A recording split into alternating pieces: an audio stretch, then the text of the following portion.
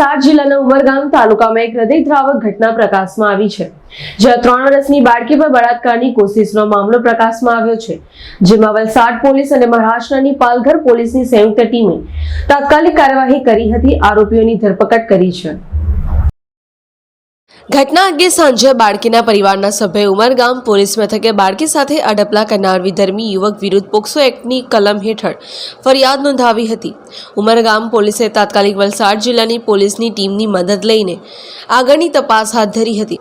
Valsad SP કયનરાજ વાઘેલાના માર્ગદર્શન હેઠળ વલસાડ જિલ્લા પોલીસની ટીમે બાળકીને અડપલા કરનાર આરોપીને ઝડપી પાડવા ચક્રો ગતિમાન કર્યા હતા. ઘટના અંગે સ્થાનિક લોકો અને હિન્દુ સંગઠનના લોકોને જાણ થતાં તાત્કાલિક આરોપીઓને ઝડપી પાડવા અને કડકમાં કડક સજા આપવાની માંગ કરી પોલીસ મથક બહાર હંગામો મચાવ્યો હતો. તે જ સમયે વલસાડ જિલ્લા પોલીસે રેલવે પોલીસની મદદ લઈને મહારાષ્ટ્ર તરફ જતી ટ્રેનમાંથી ભાગી છૂટવાનો પ્રયાસ કરતા વિધર્મી યુવકને ઝડપી પાડવામાં સફળતા મળી હતી.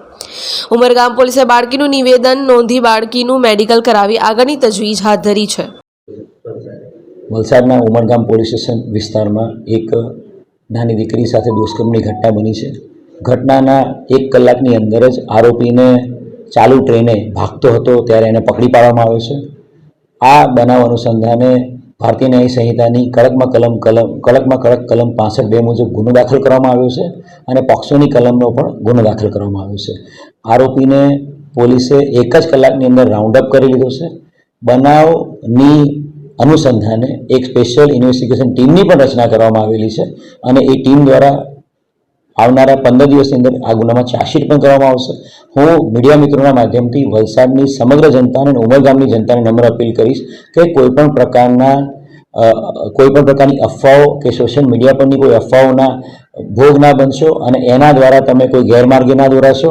અમારો ફક્ત ને ફક્ત આશય આ તપાસ જલ્દીમાં જલ્દી પૂર્ણ કરી ચાર્જશીટ કરવાનો છે અને લોકોને હું તમામને નમ્ર અપીલ કરું છું કે આપ શાંતિ જાળવો અને પોલીસને સહકાર આપો.